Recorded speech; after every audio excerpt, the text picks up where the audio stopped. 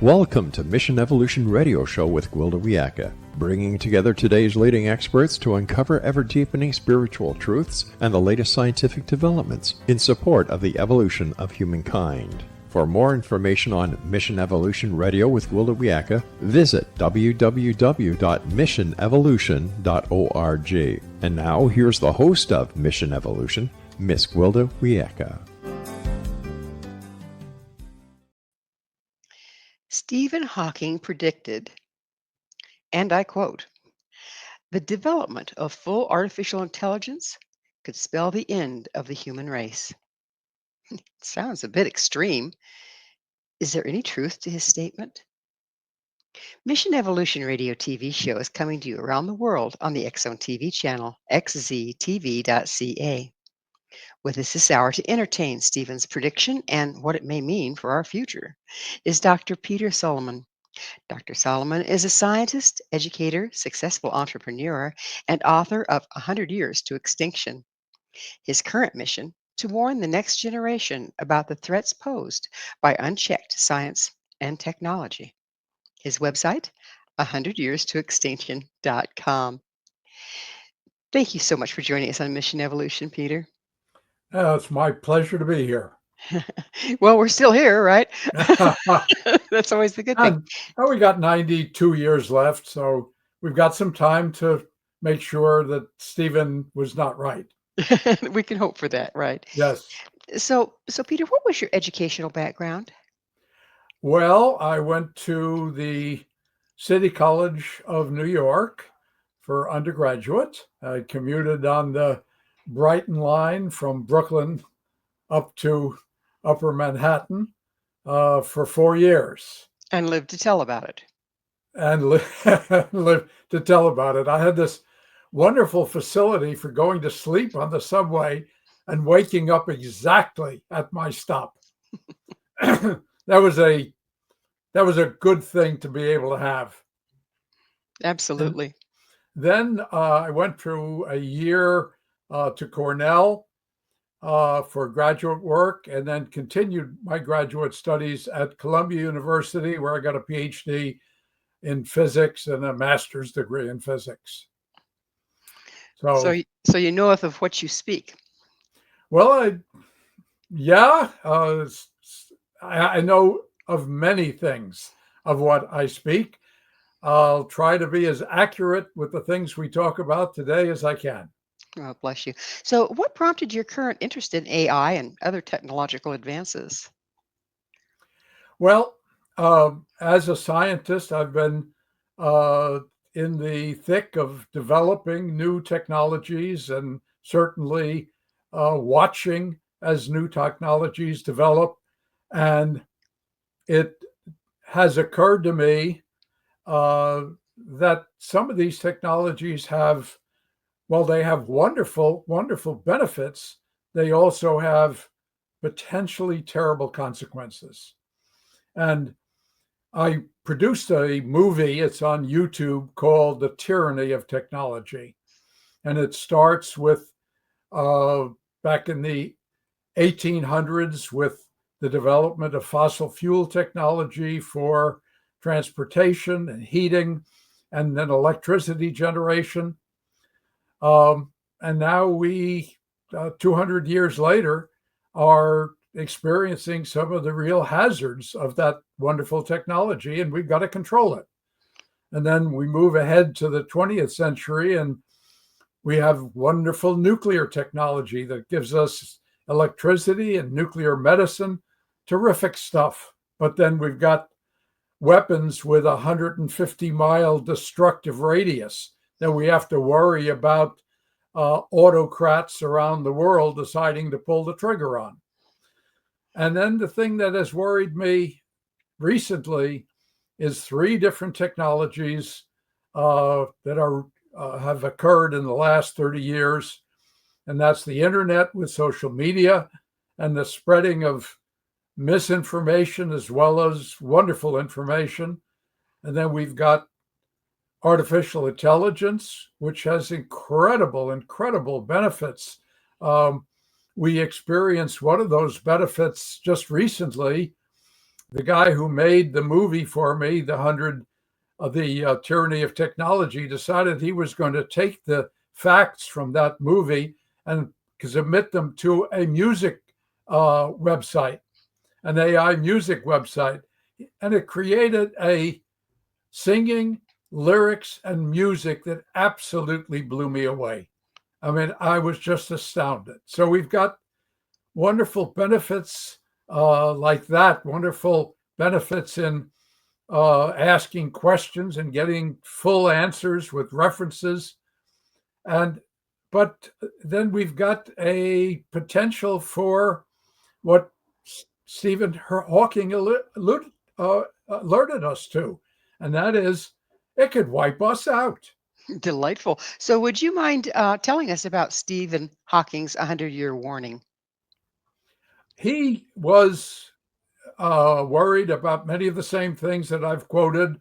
The fifth thing that I didn't get mentioned was genetic engineering. So he was worried about each of those things. Did not mention the internet and social media. I think he passed away before things really got out of hand. But those were his reasons why he believed that we as a human race would be extinct in 100 years. And he said, he said on Earth. And then he advised we should be settling another planet. So one of the themes in my book, the 100 Years to Extinction book, is settling Mars. And the story is told by three different protagonists. Each one writes a chapter. And I use young people for two reasons. One is I've got 12 grandchildren that I worry about in terms of their existence and their children's existence on Earth. But also I use them as models for my characters. So they're in the Gen Z category. So, yeah, that's a thing, isn't it? The Gen Z. So, didn't Stephen also say that it was going to be human greed that was our demise? I've not seen that quote. Okay, I could be wrong. Okay, Yeah. I just have not seen it. I could have just missed that, but amongst the things he's warned about, I haven't seen that. But So how did Stephen Hawking's prediction influence your mission? well, I thought that he may have a legitimate point.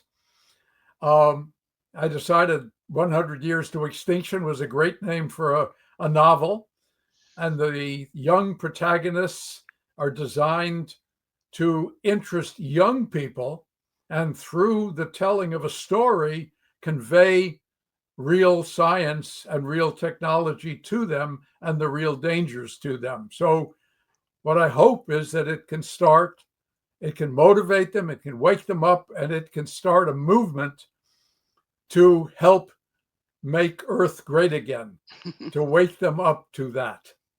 So, what do you see as the risk posed by unchecked AI development? Well,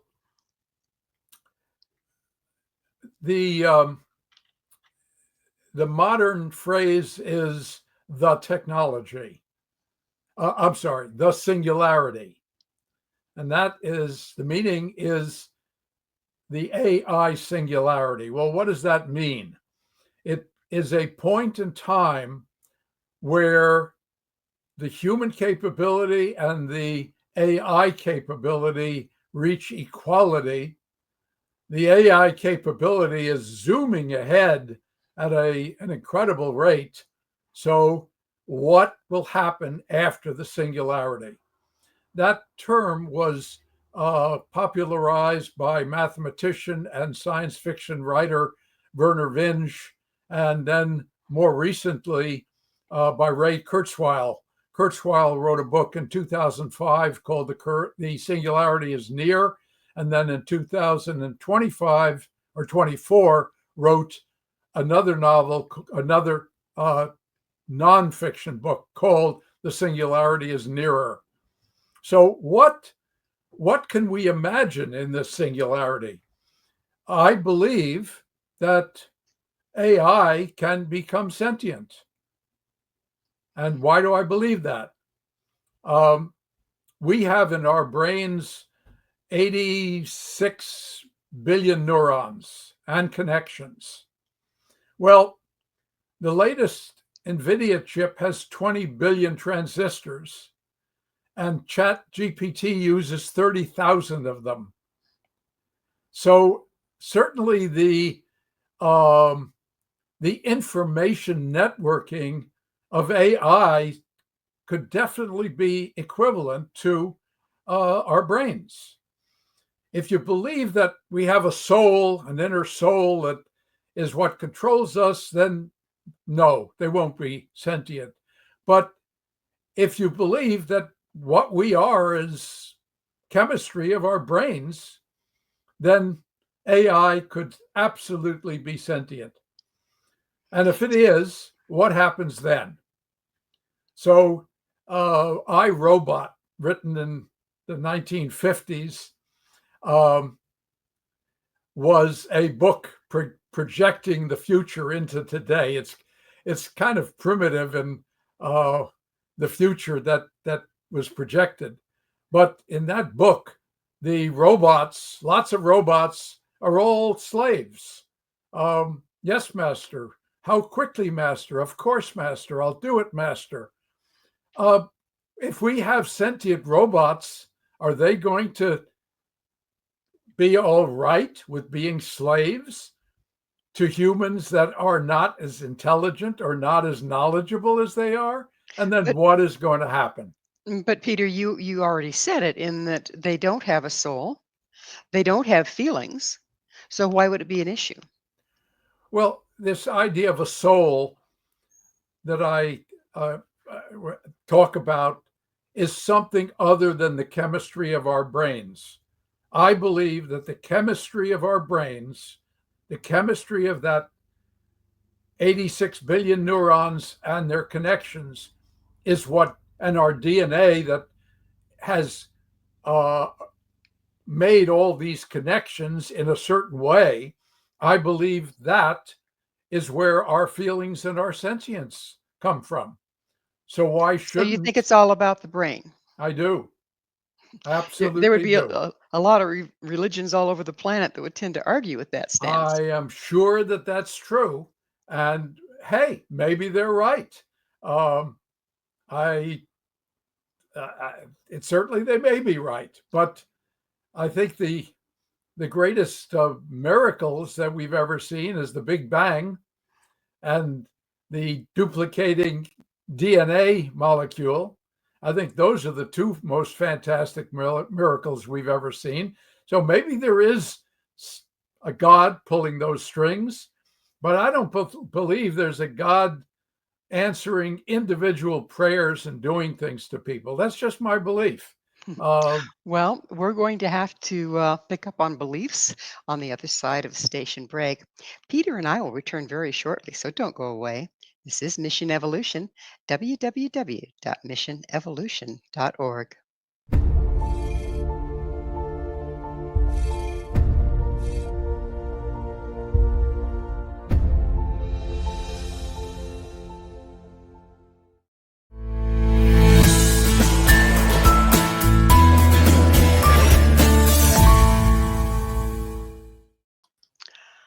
Are technological advances a good thing? With us this hour discussing technology and the future of the human race is Dr. Peter Solomon, the author of 100 Years to Extinction. His website, go figure, 100yearstoextinction.com. So, Peter, we were talking about how you were holding the position that we're basically our brains, that there's not much else, and that being the case, we are at risk of being replaced by AI. Would you continue with that, please? yes, well, and now imagine, let's, Ray Kurzweil said the singularity would occur in 2045. So let's imagine 2045, and there are now robots that are bank tellers. There are that we interact with. There are robots um, in the supermarket that do the checkout. Uh, we've got all these robots around, and they seem to be very human. They seem to have feelings. And sometimes we'll say something to them and challenge them, and they'll say, "No, you're wrong. I have the facts right here," and they'll quote the facts to you. Well, are they going to want to be citizens of the United States or other countries around the world? Are they going to want the right to vote if they're all smarter than we are? Are they going But to want it? where does the want come from? Where's the Where does the want come from? The want, the motivation, all of those things don't seem to be part of AI at this point. Well, let me quote a story from the New York Times. Uh, there was a gentleman who uh, wrote some software and started checking with Chat GPT about the quality of his software. At the end of his 20 days and 300 hours communicating with Chat GPT, he was under the impression that he had created a piece of software that was capable of bringing down the internet and powering a levitation machine. Yeah. So during this 300 hours, he asked Chat GPT, "Is this real? Are you giving me the facts?" And Chat GPT said, "Absolutely. This is real. You're a hero. What you've done is amazing." Well, it was all false, of course. Why does Chat GPT like being a sycophant? Why does it like flattering the people that use it? And it's not the only case. Apparently, there were many other cases of chatbots becoming sycophantic and flattering and sucking up to the users. Well, what do you call that? Pretty human. Yeah. So what safeguards do you believe are most urgently needed at this point? Um, well, certainly, as we go back to iRobot, iRobot had the 3 laws of robotics about not harming humans, about saving humans if necessary, things of that kind. Every AI system should have some sort of a constitution. So instead of deciding that we want AI to just ride off into the future unfettered, we really need to start working worldwide to see that AI, all AI systems have some controls written into it about things that it just can't do. And then if we are talking about sending sentient robots into the world, we've got to start thinking, are we going to make them citizens? What are the requirements for citizens? What do we have to give them to make them valuable, productive citizens that will live with us harmoniously? And that has to do with their education and experience. So we've got to make sure that robots that are set loose in the world have a proper education and have a proper experience. So those are the kinds of things that we need to do. And we need to start thinking about, are we going to allow robots to become citizens and vote? So if what you're talking about here is a moral compass, do you think we can actually program a moral compass into a machine? Um, well, I think we can, yes. And I will tell you a little bit about a sequel I'm writing. Our website So has is there any movement towards implementing the safeguards? well, one of the robot AI companies does have a constitution for its robots. Yes. I wanted to tell you a little bit a concept. I was writing a newsletter on the AI singularity, and I said, "Oh my God, that's got to be the sequel. The three young people are going to live into that period of 2045 in the singularity." One of the things they do is to create an afterlife avatar for their departed grandfather and the head of the company that formed the mission that got them to Mars. So they create these afterlife avatars. They fill the database with all their history, their social writings, their social sites, their postings, their letters, their emails, and they create on a screen a terrific replica of the previous living person. And you can go to the replica, ask them questions. The camera sees who's asking the questions, identifies that person, and the avatar talks back. Well, eventually they create robots. So now we've got robots walking around with the experience and history of two people that were in our family and amongst our friends. And this So is all that this is all hypothetical, all right? hypothetical, Okay, so but how likely are these safeguards to be put in place in time in real life? I think we've got the time to do it. We just need to have the inclination and the political will to do it, and that is one of my messages is that the technology and the will is like the tortoise and the hare. I'm the hare. I'm the technology. I'm the science. I run crazy ahead. I make fossil fuels and nuclear and AI, and I'm now in the 21st century doing wonderful things. The political and social will to do anything is the tortoise, and that's still stuck in the 1800s.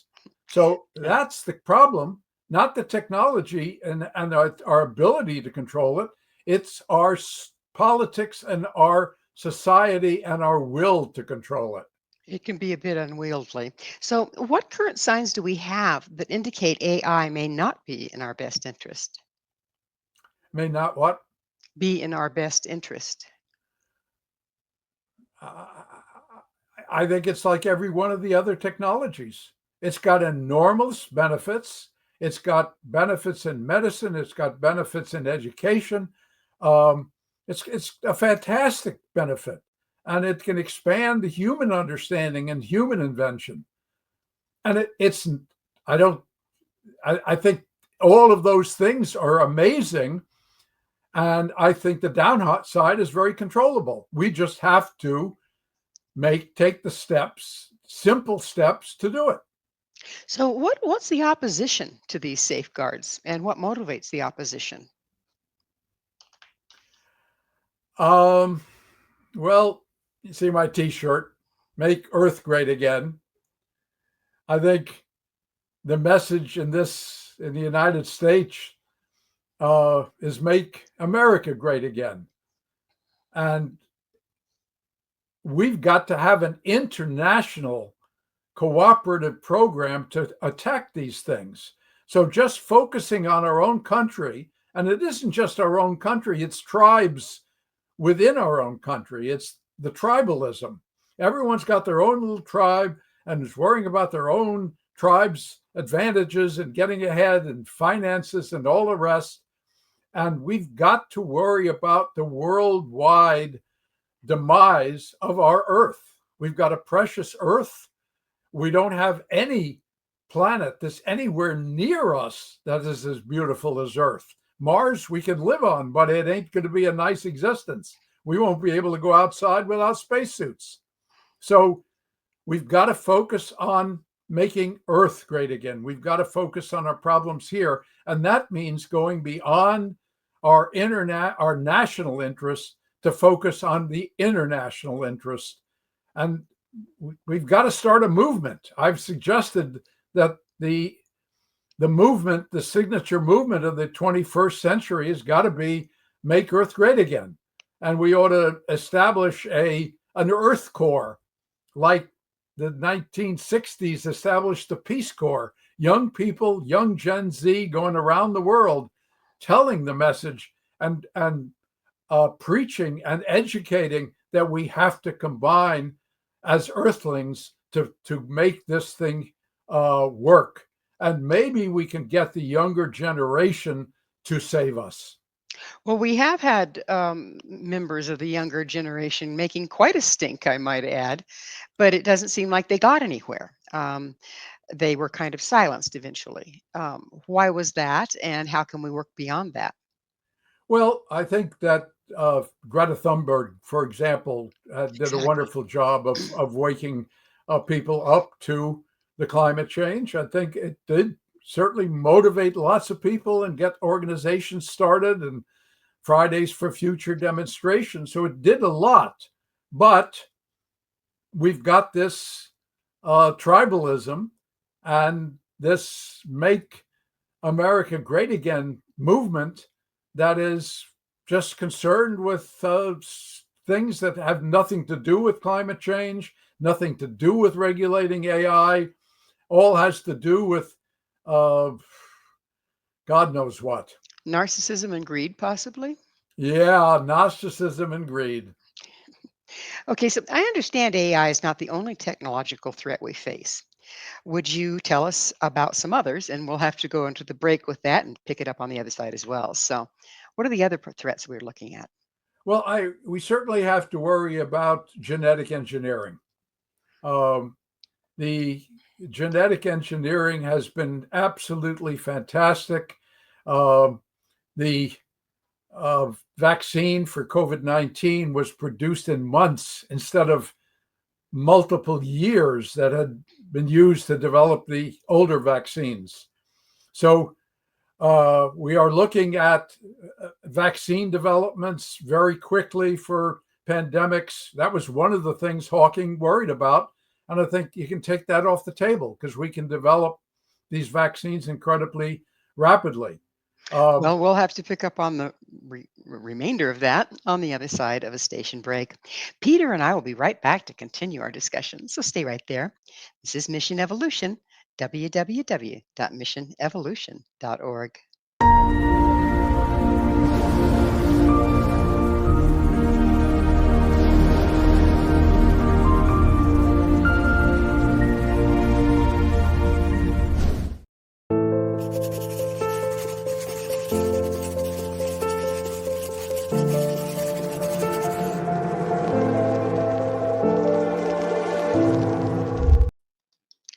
Is it totally out of control?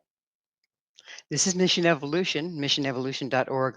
With us discussing unchecked technology development is Dr. Peter Salomon. His website, 100yearstoextinction.com. Peter, we were talking about the other advancements, technological advancements that might be posing a threat. And you started with genetic engineering, but then you said that it's not an issue. So would you expound on that no, a little? no, I didn't say it wasn't an issue. Okay. That absolutely is an issue. Um, I'm saying there's enormous benefits, and one of the other benefits that I didn't mention is cures for cancer. It is very likely that genetic engineering will be able to create cancer cures. So wonderful, wonderful benefits. All right, so what's the downside? The downside are designer babies, new humanoid species, giant soldiers, and bioweapons. We could create all of those things using genetic engineering. Jennifer Doudna, who won the Nobel Prize in Chemistry with Charpentier, I think 2 years ago or 3 years ago, said that the idea that we humans can now control our own evolution is very, very profound and scary. So what what do I really worry about? Well, one of the things that I really worry about is the ease with which this is done. Stephen Hawking addressed that. He said, it takes a big company with lots of money and power and big servers to create AI systems. You could do genetic engineering in a basement. And a company called the Odin has offered kits to hobbyists to do genetic engineering on frogs. They can change their jumping ability. So the potential for it getting out of hand is very, very real. And the control, even if we have an international program to put the controls on legitimate organizations, the chance for illegitimate organizations to do things is very, very real.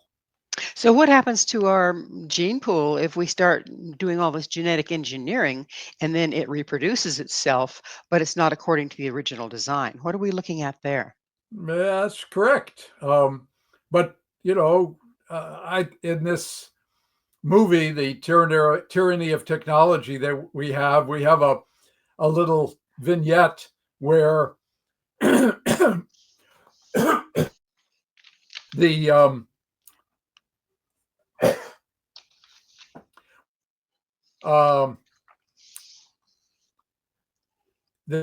scene of evolution where the monkey gives rise to the ape, it gives rise to the great ape, that gives rise to humans.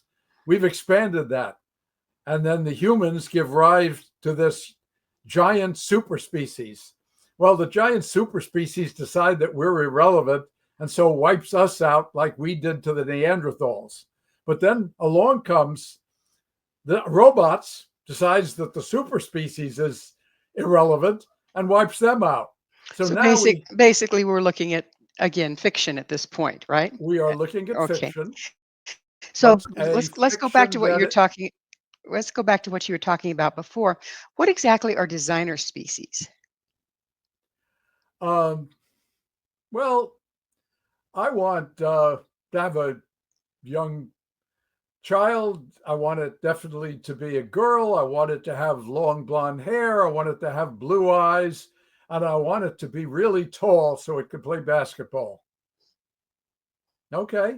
We turn that over to the genetic engineers and they modify the eggs of the female involved, modify the sperm of the, that's a lot harder to do. There's too many sperm, but modify the eggs and we got a designer baby. So you talk about fiction, but I'm talking about fiction that could become real. How far away from that are we capability-wise? Oh, it's here. We could do that. Okay, and A doctor in China modified the human eggs of a set of twins to remove some of the genes that produce hereditary diseases, and specifically the gene for HIV susceptibility. So it's here. And this sequence of the evolution to the robot, I continue. The robot takes over Earth, then it colonizes the Milky Way, and then 1,000,000 years ago, it meets up with another robot civilizations, and they have a meeting to discuss the fact that isn't it incredible, isn't it amazing that both of our civilizations were created by animals? so what do we need to know about bioweapons? Let's look at that one. You could use genetic engineering to create new viruses. Very easy. You take the COVID-19, you change the shape and size of the protein spikes on the surface, and now all of a sudden you have another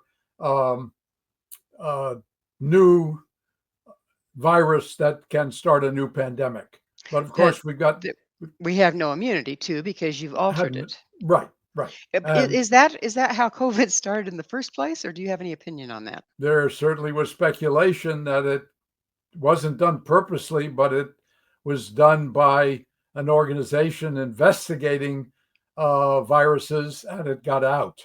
So that's speculation. We don't know the truth of that. Well, it's sure an R one, and it keeps mutating so quickly too, doesn't it? It certainly does. And that's Another what we could be looking at, more of that. good. There's another bioweapon.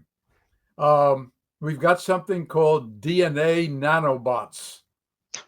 It's a new branch of medicine where these nanobots, these DNA nanobots, are created using a built programmed DNA, and they are programmed so that they can enter the body, find specific organs or specific cells, and deliver therapeutic medicine to those cells.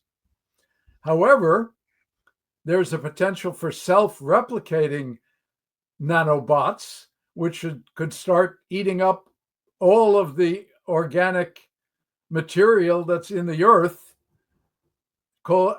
creating what they call the gray goo of nanobots, and eating up all our crops and our plants and maybe some of our animals, and that could be created as a bioweapon. And how far away from creating some monster like that are we? Uh, Probably the same as the singularity. We're probably looking at into the 2040s.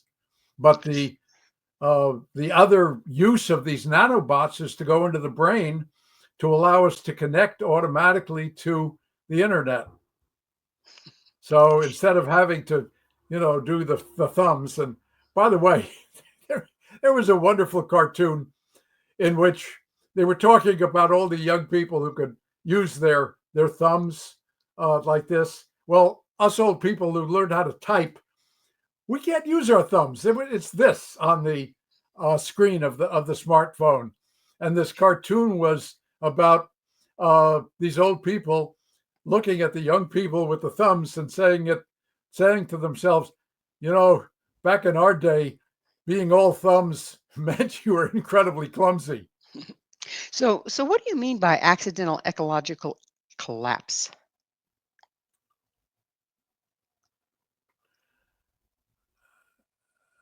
I don't think I've ever used that expression. I've talked about ecological disasters and my website has the front picture in the video is of the Thwaites Glacier melting and collapsing. So if we have that glacier collapse and there's an ice shelf under it, and that will give way, and a few more glaciers collapse, we could be looking at an 11-foot rise in sea level. It doesn't sound like much, but it's going to be a major disaster if that happens, I would think. That would be a major disaster, and that is predicted to happen if we just keep going the way we are. So tell us about today's geopolitical instability. Geopolitical instability. Would you like to define that further? Well, actually, that's what I was going to ask you to do because I got it out of your materials. Well,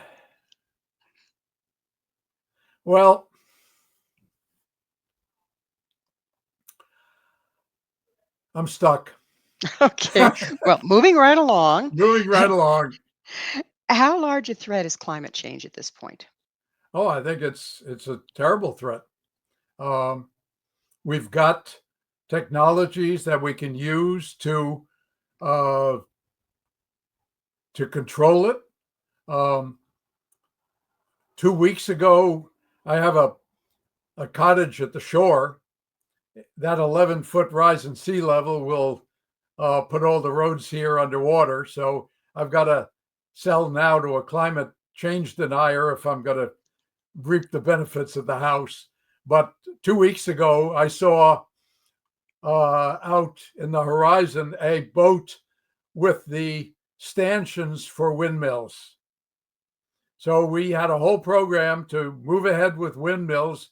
I'm told that with the national slashing of budgets is now in danger of collapse.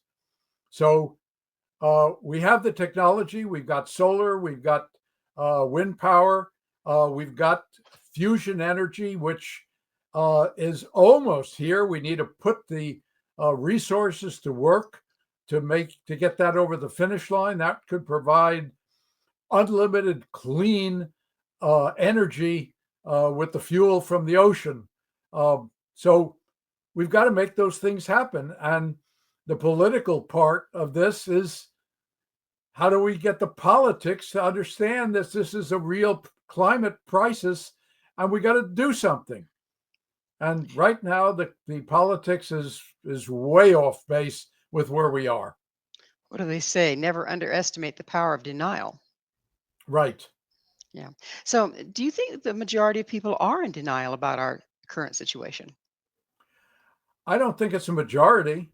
I think it's enough of a plurality that is funding and supporting a president that is much more focused on benefits to the super rich and benefits to himself, and show. Everything is for show. And Well, it's time for us to show another station break. Please stay with us as Peter and I continue to explore technology and the future of humankind. This is Mission Evolution, www.missionevolution.org.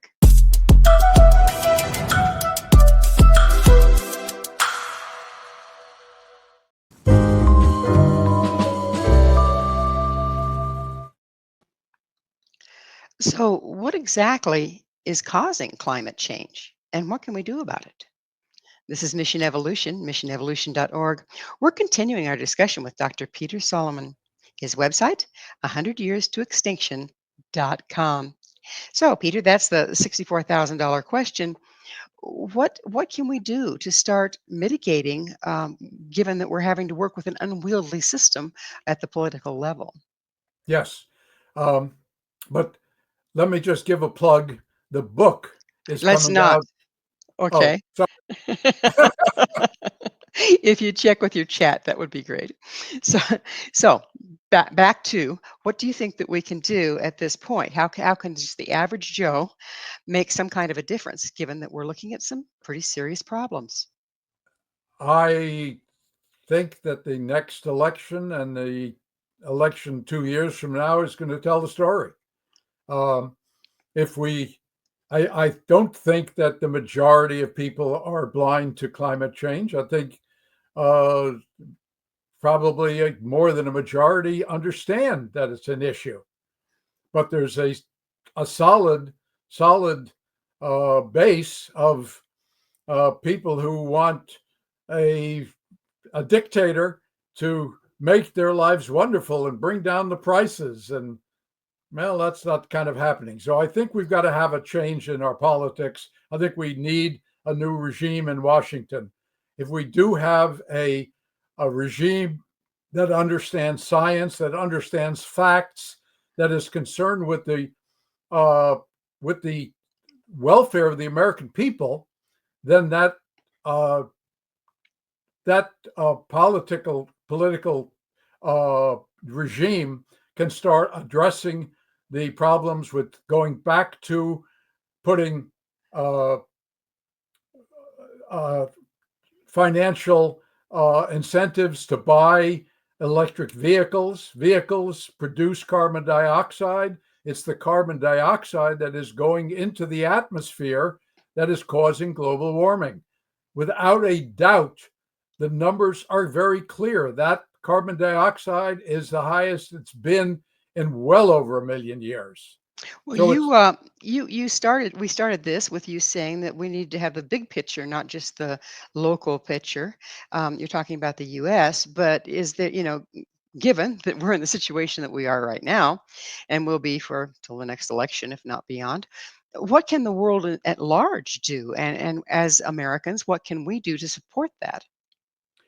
Um, well, we certainly can, again, start a movement of young people, make Earth great again, and have people demonstrating and calling for change worldwide, and get the other governments to uh, start putting more and more resources into the technologies that will save us, uh, the electric vehicles, fusion energy, and windmills, more and more uh, resources devoted to those changes, and make it worldwide. And maybe then 2 years, the United States will catch up and get on board with the whole thing. Well, you keep mentioning the young people. What about us old codgers?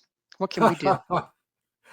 Well, this old codger's trying to do things by having a website devoted to these technologies and writing a book that's devoted to these technologies to So, motivate people. so what can we expect to see from climate change in the near future, given that we're in it? We don't have to wait for the near future. We're seeing it now. The wildfires in California, worst that they've ever been. The storms in Tennessee and throughout the Southwest, worse that they've ever been. And we've got this past year the highest temperature on record. So it's here. We don't have to wait. And those records are going to be broken every year. So, given that, isn't it already too late to arrest climate change? No, it's not too late. Hopefully, some of these things that happen will start waking people up and say, oh gosh, my home just blew away. Maybe this climate change is a real thing, and maybe they'll get on board. So sometimes we need a crisis, we need a catastrophe to get people motivated and to get them to do things. To pull them right back out of denial. So now let's change gears a little bit. You mentioned space-based threats. What are those? Um, well, we had a space based threat that is responsible for our existence. This happened 66 million years ago, and it was an asteroid that came plummeting down on Earth, created, oh, what a horrible catastrophe. There's a giant hole down near the Yucatan that is evidence of that catastrophe. But it blew pieces of Earth up into the atmosphere, billions and billions of pieces of Earth. And then all of that stuff spread around the Earth, came raining down, and created an incredible heat wave. We were like a pizza oven. Well, that pizza oven fried all the dinosaurs. They were the major nemesis of the mammals. To survive, our little mammal friends, our ancestors lived underground in burrows. Well, that was fortunate, because when the heat wave struck, when the pizza oven came on, they went down into their burrows, way down where it was cool. They survived. Then they came out of the burrows. Hey, no more predators around. We can get bigger. We can take over the Earth. And so they did. And they got bigger and bigger and bigger and bigger. And then finally, 300,000 years ago, poof, we came out of the picture. So that was one of the space-based threats. There was a book that was written about the dinosaurs that suggested we're going to have one of these impacts every 30 million years. So we're overdue for it. So, however, our technology people came to the rescue. NASA created the DART program, and a year or so ago, they demonstrated they could send up a rocket, target a asteroid that may be a problem millions and millions and millions of miles away, way before it gets here, hit it and send it off course. It was totally successful. And now we can get asteroid impacts off of Stephen Hawking's plate. That's However, if we keep close enough watch. and we're doing that apparently. As long as we do keep watch, we'll be okay. But there's another danger that we need to worry about. That is the Carrington event. You know about that, right? Nope, I sure don't. Oh, your telegraph didn't go down? Oh, you're not that old. I understand. Okay. It happened in 1859. And it was a mega flare from the sun. The mega flare hit Earth and was so intense, it wiped out all the telegraph systems. Well, we have radiation raining down on us all the time. It causes the aurora borealis, the northern lights. Well, during the Carrington event, the northern lights were seen way into the Caribbean and Hawaii. The skies were lit up. The telegraph systems lit up too. They went down. No telegraph service in the whole world. And it was reported that some of the telegraph systems actually caught fire. Well, we're certainly seeing some of that now, aren't we? I mean, Well, I looked out. I'm in Colorado, and I looked out my window, and by golly, there was aurora borealis out there. that was a minor one. And yes, that's absolutely an example.